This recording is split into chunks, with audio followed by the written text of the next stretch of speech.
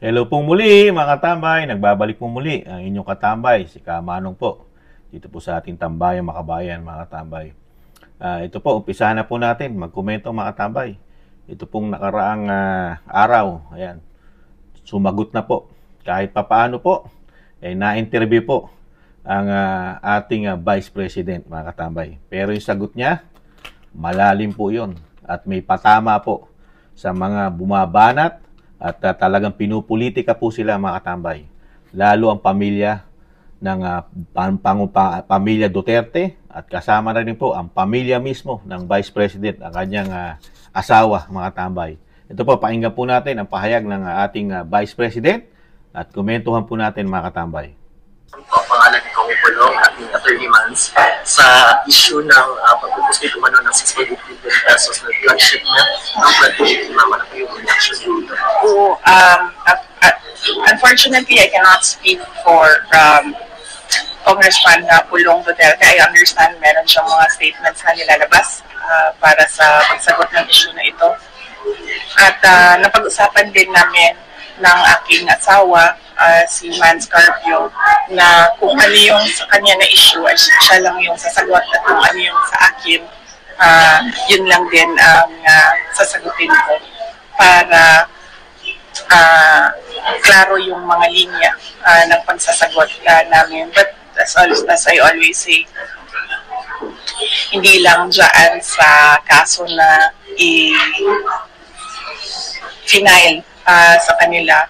Lahat ito ay political harassment, political attacks. Nakikita niyo naman, lumabas siya nung umalis ako sa DepEd, lumabas siya nung nagsasalita na ako kung anong dapat ginagawa natin para sa ating bayan. Pero sana ay hindi makalimutan ng taong bayan na ang tunay na problema natin ay kahirapan. At yung problema ng mga tao sa mahal na pagkain. Yun talaga yung basic na problema at basic need ng bayan ngayon. Kaya sana ay hindi sila magpadala sa ingay, but kundi tutukan natin lahat kung ano yung totoong problema ng ating bayan. Kahirapan at kahirapan ng mga tao na bumili ng murang pagkain. Tama po yung mga tambay, yung pahayag po ng Vice President, di ba? Talagang political harassment po ang ginagawa po sa kanila. Dahil talagang kahit ibalik tanaw natin, di ba? Umpisang-umpisa pa lang po, talagang binanatan na po yan, di ba? Dahil nga magkaiba po ng pananaw ang bagong Pilipinas at ang isang Vice President, Sara Duterte. Kasi po ang ating Vice President ay makatao, makabansa. At syempre may takot sa Diyos, di ba? Hindi po siya yung klaseng politiko na mahilig sa droga, mahilig sa kayamanan, tapos mahilig daw sa power. Dahil kung ito po yung mahilig sa tatlo na yon, presidente po ito ngayon. Presidente, kung ito po yung sakim sa kapangyarihan, di ba? Totoo po yun dahil ang kanyang ama, presidente, ng mga time na yun. Kung ito po'y sakim, abay siya, susunod na presidente. Kaya lang po, talagang hindi po siya sakim Nakita nyo, nag-big giveaway. Dahil nga, niligawan siya ng pamilya Marcos, Araneta, Romualdez, at marami pang iba na part ng oligarch. Kaya yun, nabudol po tayo mga tambay. Komento ni Kamanong, nabudol po tayo mga tambay. Dahil si Kamanong din po. Kung hindi dahil po sa pamilya Duterte at kay Sara Duterte, alam nyo na ibig ko sabihin mga tambay. Ito po mga tambay, nakita nyo naman po, yung sinabi ng Vice President, napakagaling po yun. Malamang malaman. Dahil po, pinagtagmi-tagmi niya po mga tambay. Pinagtagmi-tagmi niya ang nangyayari po, lalo na sa kanilang pamilya, sa pamilya Duterte, kasama na rin po ang kanyang asawa, nadadamay na rin dahil sinangkot po sa droga. Dahil alam naman po natin, ito po ay pantakip po sa issue ng Commander-in-Chief. Komento ni Kamanong, sa tingin ni Kamanong, ito po ay pantakip. Dahil po ang Commander-in-Chief, ang pamilya, at ang grupo ng Voltes 5 ay meron pong malaking issue at may video at meron pong testigo na nagpatotoo. Hanggang ngayon, hindi pa iniimbestigahan sa Kamara, hindi natin alam. Ganon din sa Senado, mga wala pong bayag. Sa komento ni Kamanong, walang bayag ang mga nasa Senado. Lahat din ng halos majority ng Kamara ay mga wala rin bayag. Para imbestigahan po ang drug issue ng Commander-in-Chief. Samantalang kumpleto na po, napakarami pong nagsasabi na addictus ang pamilya ng ng presidente, di ba? Kasama po ang grupo ng Voltes 5. Napakarami po magpapatotoo. Isa na lang ang babanggitin ko. Si Cathy Binag, mga katambay. Yun, isa lang. Hindi ko nadadamihan. Kumpleto po. At meron po siyang maraming ebidensyang hawak, mga katambay.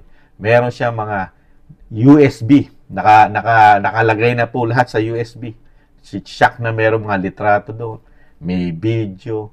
Tapos, kasama na, pati baka may boses pa yan, mga tambay. Di ba? At napakaraming sangkot. Pero dinadala po ang issue para matwist dahil nga kasama na rin sa pamumulitika ang pamilya Duterte. Dahil alam naman natin, kahit ano isipin ng mga Pilipino, tayo, na nakikita natin ang sitwasyon. Napakahirap nilang patakbuhin ng gobyerno sa kabila na hindi naman nagbabago ang pondo na nahawakan ng gobyerno. Tumataas pa, nadadagdagan pa, di ba? Dahil nga talagang pag sinasabing kukulangin, nangungutang pa tayo sa labas ng bansa, di ba? Para lang masapat. Pero sa kabila no, hinahawakan nila yung pondo na nanggagaling sa taong bayan. Pero ganito lang ay binibigay sa ating serbisyo, mga tambay. At ang malaking tanong natin, saan naman napupunta yung pondo na hinahawakan nila sa atin? Di ba? Na ganito lang pala ang gagawin nilang pagpapatakbo ng ating gobyerno. Na sasabihin nila na maayos ang ating gobyerno. Meron pa nga, di ba, ang secretary ng NEDA, saka itong Philippine Statistic, di ba? Para lang masabi na maganda ang patakbo ng bagong Pilipinas. Binigyan pa tayo. Tayong mga mahirap, mabuhay kayo ng 60 pesos lang isang araw. Pagkasyahin nyo na yan. Kaya nga sabi ko sa isang vlog ko, sila ang bibigyan natin ng 100 piso. Itong mga hinayupak na ito. Pagkasyahin nila. Di ba? At dahil tayo nagpapasweldo riyan, di ba? Yun ang gawin nating meal. Hindi naman matutupad yan, mga katambay. Dahil malalakas lumamon yan. Komento ni Kamano. Kaya dito po, saka ito pong binuhay nilang kaso, talagang wala po ito puro hearsay. Ito po hearsay po lahat ang ang sinasabi po nung sinasabi. Nakakulong po Nakakulong po yung witness nila. At ito po, binakbakan na rin po nila ito nung panahon po ni dating Pangulong Duterte at ni dating Senador Trillanes, di ba? Ito po yung issue na ito. Kaya po nakapagtataka, mga katambay, na ito po ay talagang inaano pa ito, talagang pinapuputok pa dahil nga, siyempre, politika, sinasabi nga ng Vice President, di ba? Pagka nahawakan mo na yung power, di ba? Nandiyan na yung pagiging greedy mo. Ayaw mo na mawala yung kapangyarihan sa'yo. Tapos, siyempre, mahilig ka pa sa kwarta, di ba? Tapos, mahilig ka pa sa drugs, di ba? Inahandyan na yun kompleto na yun Saka nakakalungkot lang siyempre bilang bilang Pilipino talagang yung nangyari sa pamilya Duterte ay nakakaawa po sa bilang politiko, tapos naglingkod sa ating bayan itong mga ito, di ba? Pamilya Duterte. Talagang nakita naman natin kahit anong gawing paninira ng administrasyon ngayon, itong ginagawa nilang sobrang pag-down at pag-yurak sa pangalan at iplidong Duterte talagang sobra-sobra po. Talagang hindi po gawain ng pangkaraniwang tao ang ginagawa nilang paninira. Tamnan ng isang damukan na kaso, buksan kung ano-ano na hindi naman nila sinasampa sa korte ng Pilipinas, dinadala sa kung saan-saan bansa. Pati ang International Criminal Court, idinadamay nila. Dahil nga, pag dinaan nila sa korte ng Pilipinas, walang mangyayari. Dahil wala naman silang mga matitibay na ebidensya. Kaya nga, ginagamit na lang nila yung International Criminal Court, di ba? Diyan sa mga yan, sa mga droga na yan, sa mga human rights na yan, dahil nga pagdating sa Pilipinas, kahit na anong tanim nila, kailangan nilang mag-produce ng mga ebidensya, di ba? Mag-produce. Napakagagaling na abogado nitong mga ito. Ang Vice President, abogado. Ang asawa ng Vice President ay abogado. Di ba? Ang dating Pangulong Duterte, abogado at napakagaling na piskal. Di ba? Di ba? Kaya ayaw nilang itong isampa o talagang litisin sa korte. Ang ginagawa lang nila, puro litis sa Senado, litis sa Kongreso. Di ba? Hindi naman nila susundan yan. Nakita niyo naman, lahat na isinampang kaso ni Trillanes, ni dating Senador Trillanes, nadi-dismiss lang. Pati Makabayan Black, si Franz Castro, nagsampa rin. Wala. Pagdating sa korte, hindi po pwede hearsay. Diba? Katulad nito, ito pong tao na ito na nag-aakusa po, ito po ay nakakulong na. Di ba? At ito po hindi pinaniwalaan po ito. Kahit ibalik tanaw po natin. Hindi po pinapaniwalaan ito, mga katamay. Di ba? Mismo. Dahil nagsisinungaling. Di ba? Kaya, dito po sa ginawa ng Vice President, lalo lang pong pinakikita po ng bagong Pilipinas kung anong klase po silang politiko. Dahil nung mahawakan nila ang kapangyarihan, yung nagluklok sa kanila, yung tumulong sa kanila para makabangon at bumango ang pamilya nila at makarating sa rurok, sa top ng pagiging politiko, Pangulo ng Pilipinas. Kung hindi sa Duterte, komento ni Kamanong, mahihirapang manalo bilang Pangulo ng Pilipinas. Lalo na kung mga issue ay puputok na katulad nito, di ba? Kung pinaniwalaan lang ng mga Pilipino na nabubuhay, sisirang Percy Lapid, yung kanyang mga paninira, ngayon patay na. Hindi natin alam kung sino nagpapatay doon, mga tamay. Pinagbibintangan naman doon, si Bantag, di ba? Si General Bantag. Diyos lang ang nakakita lahat niya, mga tamay. Ang Panginoon lang natin makakita lahat ng ginagawa ng tao sa lupa. Lalo po mga politiko, mga tamay. Alam po lahat yan. Kaya ito pong ginagawa nila sa pamilya Duterte, talagang kahit si Kamanong, mahihirapan na makakuha ng tiwala ang mga politiko na katulad na ganito ginagawa. Sa Kongreso, palamunin natin yung mga yan. Paswelduhin natin yung mga yan. Ano ginagawa ng mga yan? Puro Duterte lang imbestigahan? Yan ba problema ng bayan? Ano sabi ni Vice President? Ang problema ng bayan, kahirapan. Murang bilihin. Murang gastusin, di ba?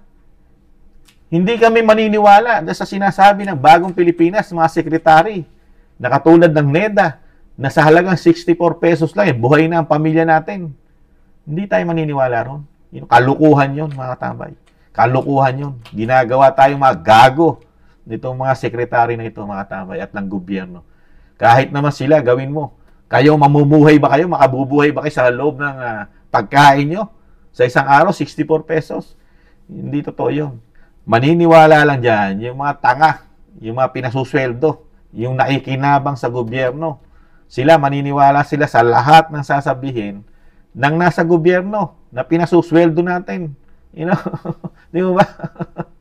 Kaya, nakakalungkot lang. Senado, mga walang bayag. Kamara, walang bayag. Kung sasabihin mo na ang problema ng bansa ay droga, sandamukal na droga, na nakakasira sa ating bayan, bakit una-una, hindi rin yung imbestigahan yung droga issue ng First Family at ng Voltes 5 para malaman nyo rin kung sino ang mga supplier nun. Dahil yun mga high-end na tao, mga kapit-apitagang mga tao yun, mga tambay. Dapat malaman natin kung sino mga supplier nun. Di ba? Biruin mo, kiyayaman nun, puro bilyonaryo yun. Tapos Pangulo pa ng Pilipinas, sabi ni Cathy Binag, matindi mga supplier niyan. Pero walang bayag ang mga congressman natin, mga nasa kamara, walang bayag yan, mga tamay. Ang sinusunod nila, yung nagbibigay sila ng pera, yung nagbibigay ng pera na gamit ay pera ng bayan yata. Yung pera natin, Sila nagtatamasa, imbis na ibalik sa atin yung serbisyo na kinukuha yung ating mga tax para sabihin na maging mapayapa ang pamumuhay natin sa ating bansa, na makabili tayo ng sapat at murang bilihin sa kabila ng isang damukal taon-taon ang ibinibigay nating panggastos nila sa kanilang mga opisina. Pero ang igaganti lang sa atin, ganito lang, puro pamumulitika. Niwala man lang sila nga ginagawa, aksyon, hakbang, para man lang ma-maintain ang bilihin natin. Di ba? Hindi pag-utot pa lang ng mga oligarko, umutot pa lang, tumataas na bilihin, mga tambay. Matindi. Nakakagulat lang po. Wala po silang wala silang awa. Wala po, sa komento ni Kamanong, yung ating mga halal ng bayan, walang awa. Hindi marunong maawa sa mga Pilipino. Dahil sila sagana. Sagana po sila sa lahat. Itong mga niluklok natin sa ating pamahalaan, masagana ito. Paano ko nasabing sagana? SONA pa lang, 20 milyon na ang budget sa pagkain pa lang. Di ba? Di sagana. Paano pa yung ginagawa mga party-party nila? Gano'n lang kinakain yan, di ba? Pero pagdating sa atin, ang tingin sa atin, hindi tayo naghihirap. Kayang-kaya natin ang pamumuhay natin sa halaga na 64 pesos. Kung pinatulan pa ni Vice President yan, na sinasabi na, nagsuri ang Philippine Statistic Authority. baka nasagot pa sila ni Vice President. Saka isa pa, problema na lang ng bansa, puro Duterte. Ngayon, kasamang asawa, matindi, mga tambay. Kung sino yung lumalaban at pumupuksa ng droga sa bansa at naghahamon na magpa-drug test na tayo lahat, at gumagawa ng batas para sa sinasabing magkaalaman na kung sino ang mga addict at user ng pamahalaan, lalo sa Kamara, di ba? At sa Senado, sa lahat ng sangay, kailangan ni maobliga na magpa-drug test. Di ba? Si Pulong. Pero ngayon, pilit tayo sinasangkot na talagang mga drug lord, mga matindi talaga, mga tambay. Kaya tandaan natin, mga tambay, tandaan natin itong mga politiko na ito. Una-una, mga walang political will ito. Hindi ito ang mga politiko, hindi sila ang kailangan natin politiko sa ating bayan. Hindi gaganda ang sistema at pagpapatakbo sa bayan natin pagka ganito po ang mga politiko, komento ni Kamanong. Dahil puro pang sarili lang nilang interes ang hangad nila. Hindi para sa bayan ang mga hangad dito mga tambay. Dahil bakit ko nasabi? Wala namang ginagawa . Ano ginagawa nila? Sige nga. Yung sinasabi nila may problema sa mga Duterte, bakit ayaw nilang bitawan yan? Dali nila sa NBI. NBI na bahala dyan. Yan di sa mga kikibuloy, sa lahat na hindi makakatulong sa pag-unlad ng bansa. Walang natatrabaho . May natatrabaho ba? Kayo tatanungin ko, mga katambay, may nakikita ba kayo natatrabaho? Dahil dire-diretso pa rin ang problema ng bansa. Di ba? Ginagawa na lang tayong para tayong mga pulubi talaga tayong lahat dahil nagbibigay na sila ngayon ng statistic na makakaraos tayo sa kakarampot na pera sa kabila ng isang sadsad ng ekonomiya at napakarami walang trabaho at ubod ng mahal ng bilihin. Ano ginagawang trabaho nito mga ito? Puro politika. Siraan ng mga Duterte. Ilang taon nilang gagawin to. Tapos sa atin ang gagaling, yung ginagastos nila. Yung isang damukal na hearing na yon. At kumukuha pa ng testigo galing sa bilangguan. Mga tambay, huhugutin mo sa bilangguan, nakasuhan na yan, tapos yan pa magiging witness mo. Sino maniniwala sa mga Pilipino? Nag-uubos ka ng pera dahil sa ganyang pamumulitika? Anong mga klaseng politiko ito? Yang ganyang klase bang politiko ibabalik natin sa ating bansa? Sa kabila ng yung pera natin, ginagastos nila sa walang katuturan. Meron namang ahensya na dapat gumilos dyan. Hindi sila. Dahil nga, pamumulitika lang. Gusto, lagi nakikita sa media, sa mga mainstream media. Para yung sinisiraan nila, ginagawa nila kay Binay. Ganyan ang ginawa nila . Kaya yung administrasyon natin ngayon, parang yung dati, parang administrasyon din ni Pangulong Pinoy. Ganyan din po ang diskarte nila noon. Para lang mapabagsak mo yung pinaka-mahal ng tao, pinagkakatiwala ng tao, kailangan mo ibinay. Ayan, binibinay po. Binibinay po nila ang pamilya Duterte para mapabagsak. Kaya lang, matalino na ang mga Pilipino. Ang tinitingnan ng mga Pilipino, yung natrabaho, yung ginawa. Tsaka yung nagmamahal sa bayan. Di ba? May puso, may malasakit. Hindi po ang tinitingnan ng mga Pilipino, yung pangarap. Hindi po tumitingin ng mga Pilipino sa pangarap, pangako, plano. Ito ang maganda. Ito gagawin namin. At hindi tumitingin din ang Pilipino doon sa sinasabing 56 seconds lang. You know, nasosolve na nila ang problema ng bayan katulad ng mga krimen, holdapan. You know? At nagsabi pa na magaling yung kanilang 911. Kisa raw sa nag-umpisa ng 911 sa Davao. Ganyan po. Hindi po sila credit grabber, mga katambay. Hindi. Never sila nag-credit. You know, at never din sila nag-mention ng nagawa nung dating Presidente Rodrigo Duterte. Never nilang mine-mention yan. Puro sa kanila na lahat, mga katambay. Unang-una, marunong sila tumanaw ng utang na loob, mga katambay. At pangalawa, ang mga politiko sa atin, hindi balingbing, mga katambay. Hindi sila balingbing, mga katambay. At pangatlo, ang mga politiko sa atin, hindi nababayaran ng pera, hindi nabubusalan ng pera ang mga politiko natin. Isama na rin natin ang mga media, mga katambay. Ang mga media natin, hindi rin po nabubusalan ng pera niyan at hindi nasisilaw sa pera yung mga yan, mga katambay. Sila po'y parehas din magbalita, mga katambay. Sama na rin natin sinasabing Makabayan Black na para sa mga Pilipino, hindi rin po nasisilaw yung mga katambay.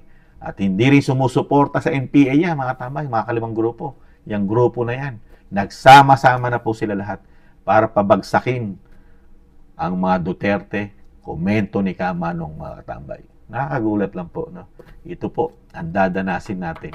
Nakapangihinayang lang, mga katambay. Nangihinayang lang si Kamanong na ganitong klase lang po pala ng politiko ang dadanasin natin sa 6 na taon. Ganito lang po pala. Sa dami ng sinalita, ng halalan, ni isa, wala pa nakikita si Kamanong na natupad. You know? Yung 20 pesos nga lang, mga tambay, na pangarap na lang. Pangarap na lang. You know? Bigas na lang. Sandamo ka lang budget, daan-daang bilyon ang budget, you know, ng DA. Pero, nalulusaw ang perang daan-daang milyon sa loob ng 1 taon. Ganun pa rin, mataas pa rin ang bigas, mga tambay. Agriculture yan, mga tambay. Kaya, napakaraming pera ang nalulustay sa ating bansa. Nasasayang lang. Nasasayang dahil tayo nanghihinayang. Sila naman, masayang-masaya yata sila, mga tambay. Dahil nahawakan nila ang isang dambukal na pera ni Juan de la Cruz, mga tambay. Baka hindi sila nanghihinayang. Pero tayo, nanghihinayang. Dahil ang tingin sa atin ng mga politiko, mahirap. Sila lang ang mayaman, mga tambay. Ang tingin lang sa atin, kinukuhanan lang tayo ng boto, kinukuhanan lang tayo ng tax. Yun lang yata ang tingin sa atin ng mga ito, mga tambay. Tagakuha ng boto, tagabigay ng boto, tagabigay ng tax. Sila na bahala. Sila na. Di ba? At sila rin ang masusunod, mga katambay.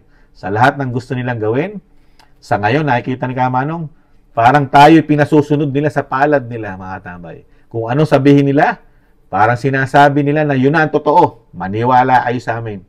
You know? Dahil nakikita natin masamang tao ang Duterte, maniwala kayo sa amin. Yan ang sabi ng mga politiko, lalo sa Kamara at Senado. You know? Drug lord ang mga Duterte, maniwala kayo sa amin, di ba? Masamang tao rin ang Vice President dahil corrupt. Gumastos ng 125 million sa loob lang ng 11 days, maniwala kayo sa amin. Kami totoo. Di ba ba? At yan, ano ba? Marami pa, di ba? Maraming pinapatay ang dating Pangulong Duterte. Maniwala kayo sa amin. Di ba? EJK, you know? Kailangan kunin ng ICC yan, mga tambay. Yung mga yan. Maniwala kayo sa amin. You know? Pero yung sinasabing 5,500 flood control project, tinangay ng Agos, maniwala kayo sa amin. Totoo yan. Lahat yan. Tinangay talaga yan. Kaya, hindi na sayang ang pera nyo dyan. Kahit 1 bilyon mahigit ang ginastos namin dyan, talagang ganon. Tinangay ng bahayan. Maniwala kayo sa amin. Diba? Hindi adik ang Pangulo ng Pilipinas. Maniwala kayo sa amin. Kami nagsasabi ng totoo. Hindi gumagamit yan. Maniwala kayo sa amin. Peke yung video. Maniwala kayo sa amin. Hindi totoo yan. Ganun na nakikita ni Kamanong eh. Kailangan maniwala tayo sa kanila. Maniwala kayo sa amin. Sinasabi ko nga, 64 pesos lang ang budget. Mabubuhay na kayo mga Pilipino. Kami, paniwalaan nyo. Kami. Ganun. Ganun ang nangyayari sa ating bayan ngayon. Kaya buti na lang ang mga Duterte naninindigan pa rin sa ating bayan, mga katambay. Sana samahan natin sila, mga katambay, dahil nakita na natin kung paano magserbisyo ang Duterte sa ating bansa. 6 na taon tayong hindi tayo nagkaroon ng malaking issue na ganito. 6 na taon na hindi na mulitika ang Pangulong Duterte, ang dating Pangulong Duterte. Nakapagtrabaho siya ng maayos sa ating bansa. Hindi katulad ngayon. You know, mukhang 6 na taon tayong dadalhin sa politika, mga tambay, para lang mailayo yung kapalpakan yata nila na ginagawa sa ating bayan at yung napakalalaki yatang korupsyon, matakpan ng issue ng Duterte dahil isubod po ng dami ng korupsyon. Di umano. Dahil yung 1 billion lang mahigit a day, korupsyon po yan, mga tambay. At yung ayuda na pinamimigay at yung ginagastos sa kadiwa, may corruption din po yan, di umano, mga tamay. May corruption din po yan. Hindi mawawala ng corruption. Isang damukal. Kaya, kayo po mga tamay, ano po masasabi nyo? Sana po, samahan nyo po si Kamanong na sana matupad. At sana rin magising. Magising din ang ating mga kababayan, lalo ang ating mga nasa sandatahang lakas. Dahil kung sila po sana ay nagsusuri din, mga katambay, na sana makita rin nila yung nangyayari sa ating bansa na hindi talagang lumugmok at talagang sobrang hirap ang mangyayari sa ating bansa. Sana mapag-aralan din po lalo ng ating mga sinasabing sandatahang lakas. Dahil kung hindi po sila ang tutulong din sa ating bansa, mananatiling ganito po ang mangyayaring sitwasyon sa ating bansa. Di po ba? Kailangan po rin kasi ng isang katulong para magbago ang sistema. Siyempre po, kailangan mo ng militar, mga katambay. Sila po ang isang powerful sa mga bagay. Alam nyo na po ibig ko sabihin, mga katambay. Muli po, si Katambay Manong, maraming salamat po sa nakagusto po ng ating maliit na channel.